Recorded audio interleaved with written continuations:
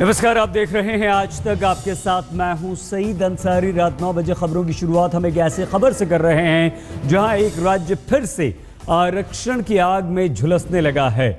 हम बात कर रहे हैं गुजरात की, जहां पाटीदार आरक्षण की मांग को लेकर मेहसाणा और सूरत की सड़कों पर पाटीदार समाज के लोगों ने जमकर हंगामा शुरू कर दिया है। पुलिस से भी जबरदस्त झड़प हुई है, कई जगहों पर आगजनी तक हुई है और धारा 144 लगा दी गई है, कर्फ्यू लगा दिया गया है, 24 घंटे के लिए इंटरनेट सेवा को बंद कर दिया गया है। मेहसाणा, सूरत, अहमदाबाद, हर जगह यही हाल है और कल गुजरात बंद का ऐलान भी पाटीदार समाज के आंदोलनकारियों ने कर दिया है। हार्दिक पटेल की ये जो 3 शहर इस वक्त हम आपको दिखा रहे हैं, मेहसाणा में कर्फ्यू लगा दिया गया है, कड़ी सुरक्षा कर दी गई है। सूरत में, अहमदाबाद में इंटरनेट सेवा बंद है।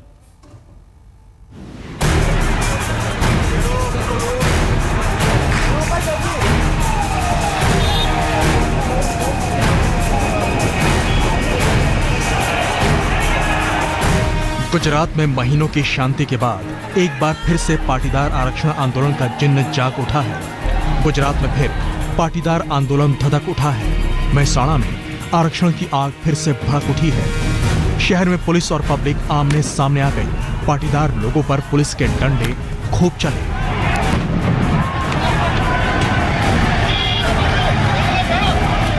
सड़कों पर जलती गाड़ियां बेकाबू हंगामे का सबूत पेश कर रही हैं। भीड़ के बीच फूटते आंसू गैस के गोले और आंदोलनकारियों पर पानी का प्रहार बता रहा है कि झड़प कितनी जोरदार है, हंगामा कितना बेजोड़ है। कई आंदोलनकारियों के सिर तक फूट गए। मेहसाणा ही नहीं, सूरत की सड़कों पर भी हंगामा बरपा। पाटीदार आंदोलन की आग की लपटों ने यहां खूब कहर बरपाया। मेहसाणा की सड़कों पर पाटीदार नेता और पुलिस आमने सामने खड़े हैं। एक तरफ से पत्थर बरसाए जा रहे हैं तो दूसरी तरफ से आंसू गैस के गोले भीड़ को रोकने में नाकाम साबित हो रहे हैं। आरक्षण की मांग को लेकर पाटीदारों ने जेल भरो आंदोलन छेड़ा तो हालात बेकाबू हो गए। पुलिस ने पहले तो लाठी चार्ज किया, लेकिन भीड़ के इरादे को खतरनाक भांपते हुए तेज पानी की धार लोगों पर बरसाई गई। भीड़ जबरदस्त थी और पाटीदार आंदोलन के पहले चरण को याद करके पुलिस ने कोई रिस्क नहीं लिया। भीड़ पर आंसू गैस के गोले दागे जाने लगे। रविवार के दिन मेहसाणा में सिर्फ पुलिस के सायरन, भीड़ का शोर और आंसू गैस के गोले दागे जाने की आवाज ही 25 अगस्त को भी समूचा गुजरात पाटीदारों के आंदोलन से सुलग उठा था। 25 अगस्त की क्रांति रैली में करोड़ों के नुकसान और 9 लोगों की मौत के बाद वही आवाजें फिर से उठ रही हैं। नेताओं की मांग है कि पाटीदार आंदोलन के अगुवा हार्दिक पटेल को जेल से छोड़ा जाए और उन्हें राज्य में आरक्षण देने में देरी न हो। हालांकि मेहसाणा और सूरत में हंगामे के बाद भी गुजरात की मुख्यमंत्री आनंदीबेन पटेल की सफाई है, आंदोलन होते रहते हैं, हम सेवा करते रहेंगे। आंदोलन हमाરું કામ છે માત્ર ને માત્ર સેવા કરવી। सूरत में भी कई इलाकों में गंभीर हालात की तस्वीरें सामने आई। यहाँ 435 लोगों को गिरफ्तार किया गया। बंद का जो कॉल आया है तो उसको देखते हुए हमने ये इंटरनेट की जो सेवा है उसको परसों 12 बजे तक के लिए हमने बंद किया है। मोबाइल इंटरनेट, उसमें बल्क SMS भी है और सोशल मीडिया भी उसमें कवर होता है। हालात इस दफा और गंभीर हैं। पाटीदारों के असर वाले मेहसाणा, अहमदाबाद, सूरत, राजकोट और अमरेली में सुरक्षा तगड़ी कर दी गई है। सोमवार को पाटीदार समाज गुजरात बंद का ऐलान करके सरकार के लिए मुसीबत की नई किश्त तैयार कर चुका है।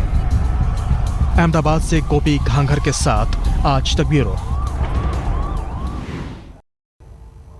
और अब बात रविंद्र जडेजा की शादी और उसमें हुई गैर कानूनी फायरिंग।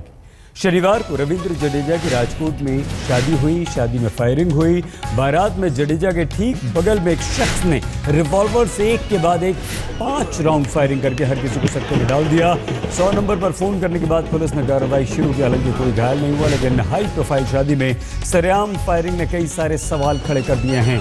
फायरिंग करने वाले शख्स की पहचान अभी बाकी है। कौन था ये शख्स, किसने फायरिंग की है, इस बारे में अभी जानकारी नहीं मिल पाई।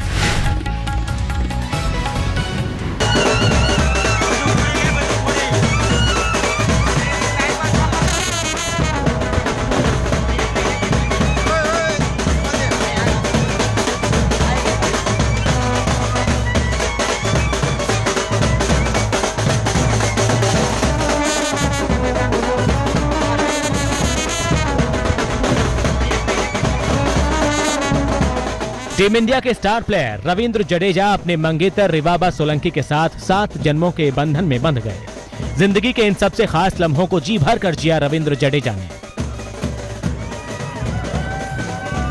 देखिए कैसे क्रिकेट के मैदान में बल्ला भांजने वाले जडेजा संगीत की धुन पर अपनी ही शादी समारोह में तलवार भांज रहे हैं, बिल्कुल एक मंझे हुए तलवारबाज की तरह।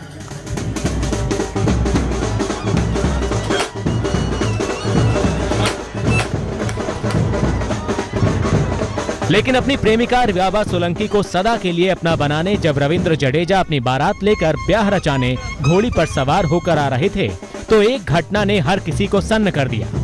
जडेजा के ठीक बाईं ओर बेहद करीब से एक हाथ आसमान की ओर उठा और उस हाथ में काली रिवॉल्वर से दनादन गोलियों की बरसात शुरू हो गई। तस्वीरें फिर से देखिए।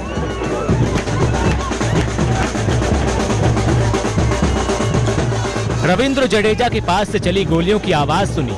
रिवॉल्वर से निकली ताबड़तोड़ 5 गोलियों ने हर किसी को डरा दिया। खुद जडेजा भी सहम से गए।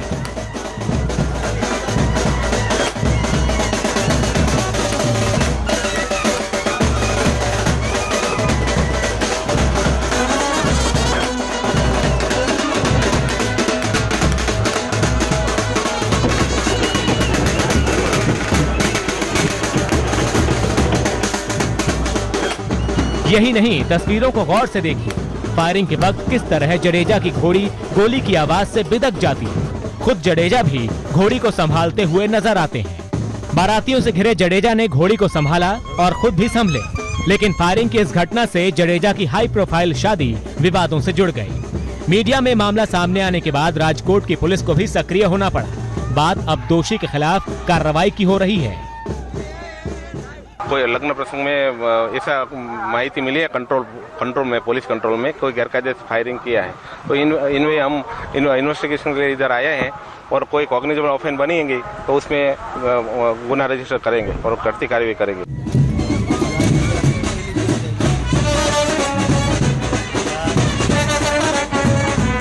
रिवाबा सोलंकी के साथ जडेजा की शादी सीजन्स होटल में होनी थी, लेकिन परंपरा के मुताबिक वो घोड़ी पर सवार हुए थे। जश्न के दौरान लाइसेंसी हथियार से भी फायरिंग कानूनी रूप से गलत है और शादी के जश्न के दौरान फायरिंग से कई जानलेवा हादसे हो चुके हैं। खुद जडेजा की घोड़ी जिस तरह बिदक गई, उससे कोई अप्रिय घटना हो सकती थी।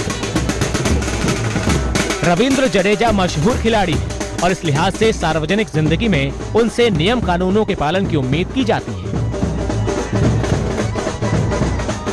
राजकोट से गोपी घांघर के साथ आज तक ब्यूरो।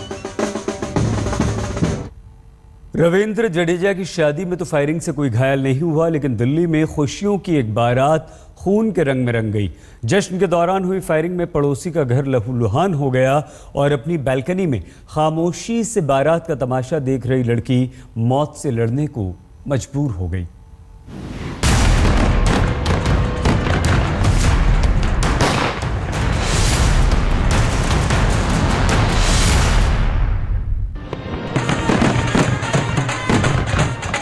घर की बालकनी से शादी का धूम धड़ाका देखना अंजलि के लिए जिंदगी की सबसे बड़ी मुसीबत बन गया। शाम के 7:30 बजे मंगोलपुर इलाके के इस घर की बालकनी के ठीक नीचे एक बारात निकल रही थी। लोग मस्ती में नाच रहे थे, आतिशबाजियां हो रही थी। इस दौरान नियम कानून को थता बताकर एक शख्स फायरिंग भी कर रहा था। इस छोटी सी सकरी गली जहां खुले आकाश का हिस्सा बहुत कम है, वहां लापरवाह मस्ती जानलेवा साबित हुई। गोलियां चलाने वाले ने बिना ऊपर देखे एक गोली दागी जो सीधे अंजलि के सिर में जा घुसी। आतिशबाजी और पटाखों के शोर में कुछ पल के लिए यह हादसा समझ में नहीं आया, लेकिन अंजलि अचेत हो गई और उसके सिर से बेतहाशा खून बहने लगा। तब पता चला कि सिरफिरे की सनक किसी की जिंदगी पर भारी पड़ गई है। यहाँ पर घुड़चढ़ी हो रही थी, तो घुड़चढ़ी के समय उन लोगों ने फायरिंग की, ये भी नहीं देखा कि बालकनी में कोई खड़ा है कि नहीं खड़ा है। इतनी लापरवाही करी है कि एक बच्ची की जान आज खतरे में लगी है। उस बच्ची की गोली सीधा सर के बीचों बीच में, डॉक्टर ने बोल दिया कि उसका बचना बिल्कुल मुश्किल है। यह हादसा उस वक्त हुआ जब घुड़चढ़ी की रस्म निभाई जा रही थी। जिस लड़के पर गोली चलाने का आरोप है उसकी पहचान हो गई है, लेकिन वो फरार है। पश्चिम बिहार के अस्पताल में भर्ती अंजलि के बचने की उम्मीदें धूमिल पड़ गई हैं। घटना के बाद से इलाके में तनाव का माहौल है। पुलिस तैनात है। घर के बाहर जो सीसीटीवी कैमरा लगा है, पुलिस ने उसकी मेमोरी डिस्क को अपने कब्जे में कर लिया है। राजेंद्र स्वामी, दिल्ली आज तक। नोएडा में तेज रफ्तार BMW कार से जोरदार टक्कर में मारे गए युवक गुलफाम के परिजनों ने डिप्टी एसपी के दफ्तर के बाहर जोरदार प्रदर्शन किया। आरोपी को गिरफ्तार नहीं करने से नाराज लोग गुलफाम के शव को लेकर दफ्तर के बाहर बैठ गए। परिजनों ने मांग की है कि गुलफाम घर का अकेला कमाने वाला था, इसलिए उन्हें जल्दी उचित मुआवजा मिलना चाहिए। पुलिस ने इस मामले में गैर इरादतन हत्या का मामला दर्ज किया है।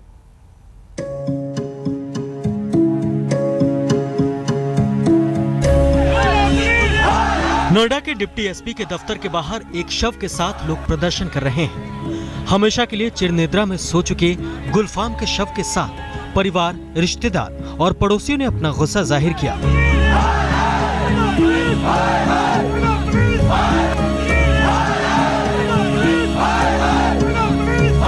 वाजिब भी है, जब परिवार का इकलौता कमाऊ बेटा दूसरे की गलती का शिकार हो जाए तो भला किसी सहनशीलता बर्दाश्त करने के दायरे को पार नहीं करेगी।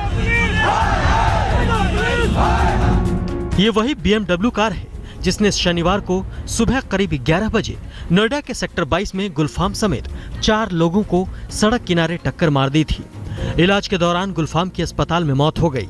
घटना को बीते 24 घंटे से भी ज्यादा का वक्त हो चुका है, लेकिन BMW कार का आरोपी ड्राइवर अभी तक फरार है। घरवाले आरोपी की जल्द गिरफ्तारी की मांग के साथ प्रदर्शन करने के लिए मजबूर हो गए। गुलफाम की मौत के बाद उसके घरवाले के गुस्से की 2 वजह थी। एक तो पुलिस अभी तक आरोपी को पकड़ नहीं सकी है और उनकी एक मांग ये भी थी कि चूंकि गुलफाम अकेला कमाने वाला था, लिहाजा उन्हें मुआवजा मिलना चाहिए। इंसाफ 224 घंटे हो गए, ना कोई मुजरिम पकड़ा गया। उसे तो जबरदस्ती रोड से अलग था, उसे कुचल दिया। एक कार कुचल के चली गई, ना उसका कोई मुजरिम पकड़ा गया, ना कुछ हुआ। वो लोगों ने देखा तो हमने सुना कि पिस्तौल दिखा के भाग गया और उसे पुलिस ने कोई गिरफ्तारी नहीं करी। प्रदर्शन की वजह से लंबा जाम लग गया। पुलिस अधिकारियों ने काफी समझाया, तब जाकर गुलफाम के घरवाले वहां से हटे। पुलिस का कहना है कि उन्होंने पहले इस केस में कड़ी कार्रवाई करते हुए गैर इरादतन हत्या का केस दर्ज किया है और आरोपी ड्राइवर विनोद की गिरफ्तारी के लिए 3 टीमें भी बनाई हैं।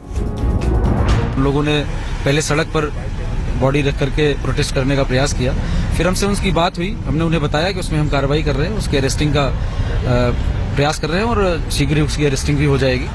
और पुलिस ने उसमें जो उचित धाराओं में मुकदमा दर्ज होना चाहिए था वो भी पुलिस ने किया है। शनिवार के सुबह करीब 11 बजे इस BMW कार ने तेज रफ्तार में सड़क के किनारे पान की दुकान पर खड़े गुलफाम और उसके साथियों को चपेट में ले लिया। गुलफाम को इतनी जोर की टक्कर लगी कि वो सर्विस रोड पर खड़ी एक्सेंट कार का शीशा तोड़कर अंदर जा घुसा। उसके सिर में गहरी चोट लगी थी। लोगों का ये भी दावा था कि एक्सीडेंट के बाद BMW में बैठे लोग बड़ी तेजी से बाहर निकले और उसमें से एक ने हवा में पिस्तौल लहराई और सभी भाग निकले। तत्काल एक गाड़ी यहाँ से भागती हुई हाई स्पीड पे आई। उस पान वाले को देखिए, उसने क्या करा, उससे गाड़ी संभली नहीं, उसने फुटपाथ तोड़ते तोड़ते उसको हिट करा। जो मेरा स्टाफ का लड़का जो प्रेम था, प्रेम कुमार सिंह, वो ये गाड़ी स्ट्रेट ऐसे खड़ी हुई थी। इसके अंदर शीशा टूट के इसके अंदर ये गाड़ी के अंदर बिल्कुल सीधा अंदर चला गया। पुलिस का कहना है कि BMW में सवार सभी लोगों के मोबाइल डिटेल निकाल लिए गए हैं। इसके अलावा गाड़ी कौन चला रहा था, उसमें चश्मदीदों के बयान के अलावा फॉरेंसिक जांच की भी मदद ली जाएगी। भूपेंद्र चौधरी के साथ हिमांशु मिश्रा, नोएडा आज तक। दिल्ली से सटे नोएडा में एक बिल्डर के खिलाफ लोगों का गुस्सा फूट पड़ा। कॉस्मिक ग्रुप से फ्लैट की आस लगाए बैठों लोगों के सब्र का बांध टूटा तो चेयरमैन के घर के बाहर लोगों ने नारेबाजी शुरू कर दी। निवेशकों का यह आरोप है कि साल 2012 में लोगों ने एश्योर्ड रिटर्न की आस पर अपनी जिंदगी भर की जमा पूंजी कॉस्मिक ग्रुप को सौंप दी, लेकिन न तो काम पूरा हुआ और न ही पैसे मिले। लोगों ने कॉस्मिक ग्रुप के प्रोजेक्ट्स के चक्कर भी काटे, लेकिन बात नहीं बनी तो उन्हें सड़कों पर उतरना पड़ा। कॉस्मिक ग्रुप के चेयरमैन के खिलाफ लोगों ने ये धरना प्रदर्शन किया।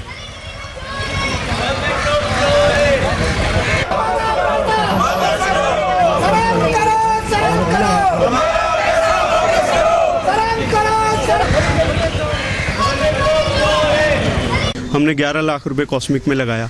इसलिए लगाया कि कल को कुछ ऑफिस मिलेगा, उसमें अपना कुछ बिजनेस स्टार्ट करेंगे, नहीं तो किराए पे दे के उधर मकान का किराया निकल जाएगा।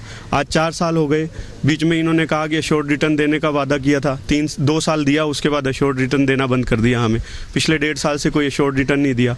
पोजीशन की डेट निकल चुकी है, उसका कोई अता पता नहीं है। कंस्ट्रक्शन 10% भी कंप्लीट नहीं हुई है। लेकिन पिछले 1.5 साल से आप देख रहे हैं कि हमारे को कोई भी शॉर्ट रिटर्न नहीं मिली है, हमारे बच्चों का फ्यूचर भी बिल्कुल सिक्योर नहीं है, हमारा फ्यूचर भी बिल्कुल सिक्योर नहीं है। So we are helpless, we want our money back. इस मंदी के दौर में जो पैसे का इनफ्लो है ऑर्गेनाइजेशन में, वो बहुत ही कम है आज की डेट में, और आज की स्थिति में कोई रिफंड्स देना या पैसे वापस देना संभव नहीं है, क्योंकि इनफ्लो जो है वो बहुत बुरी तरीके से प्रभावित है। तो हम अपने काम पर अग्रसर हैं। हमने बैंक्स में लोन्स अप्लाई किए हुए हैं, और जैसे ही ये लोन्स डिसबर्स होते हैं हमें पूरी उम्मीद है कि ये पूरा का पूरा जो है स्थिति वापस आ जाएगी। अब तो शहरी विकास मंत्री वेंकैया नायडू ने भी इशारों में कहा है कि बिल्डर्स को मनमानी से बचना होगा। मंत्री ने साफ ग्राहकों को यह भरोसा दिया है कि उनकी मांगों पर हम विचार करेंगे। They have to adhere to the schedule. What has been promised has to be fulfilled. Because of such examples only, the real estate bill was initiated. I appeal to all the builders to adhere to the time schedule. Nitish Kumar ने नरेंद्र मोदी के कांग्रेस मुक्त भारत के सामने संघ मुक्त भारत का नारा दिया है। नीतीश कुमार का कहना है कि धर्मनिरपेक्षता और लोकतंत्र को बचाने के लिए सभी दलों का साथ आना जरूरी है। आपको गैर संघवाद करना पड़ेगा और उसी के लिए सबको एकजुट होना पड़ेगा, और इसलिए मैक्सिमम पॉसिबल यूनिटी। ये महज इत्तेफाक नहीं है कि बिहार के मुख्यमंत्री अचानक संघमुक्त भारत की बात कर रहे हैं। इसे जेडीयू की कमान संभालने के बाद उनकी बड़ी और बढ़ी महत्वाकांक्षा और मोदी के कांग्रेस मुक्त भारत के नारे के बरक्स देखना होगा।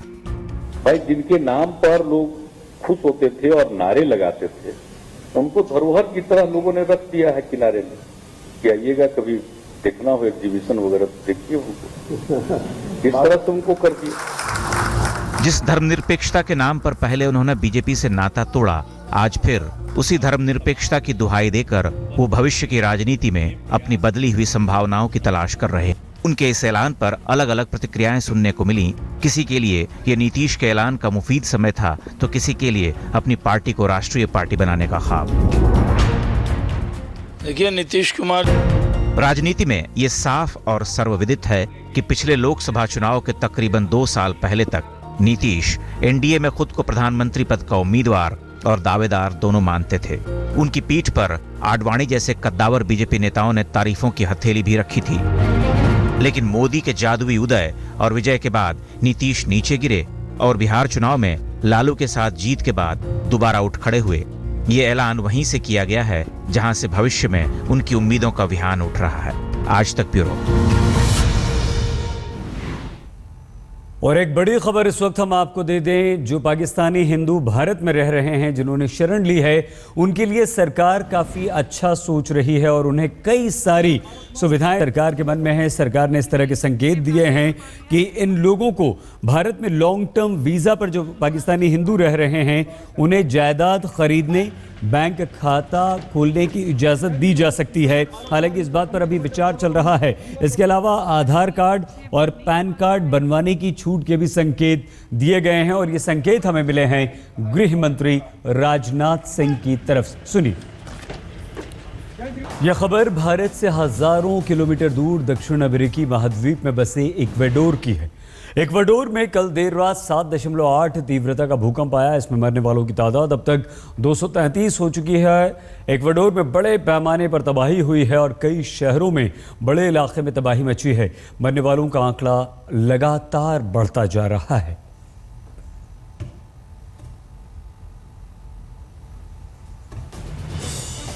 और ये वही तस्वीरें हैं जो तस्वीरें आजकल हमारे देश में दिखाई देती हैं। इसी तरह से धरती हिलती है, हम सब डरते हैं, कांपते हैं, घरों से बाहर निकलते हैं। और ऐसा ही एक भूकंप इक्वेडोर में आया, जहां जबरदस्त तबाही हुई है। और आइए अब हम आपको दिखाते हैं बेहद शानदार तस्वीर।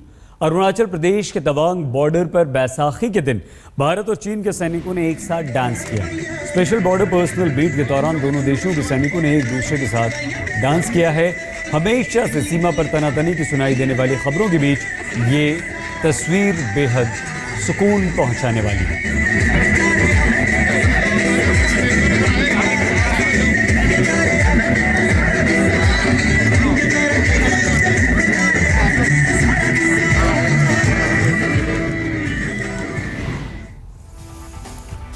अप्रैल का महीना चल रहा है, लेकिन देश भर में जबरदस्त गर्मी पड़ रही है, आग बरस रही है। बस अब से कुछ ही देर में बताएंगे आपको क्यों और कैसे और कहां कितनी गर्मी।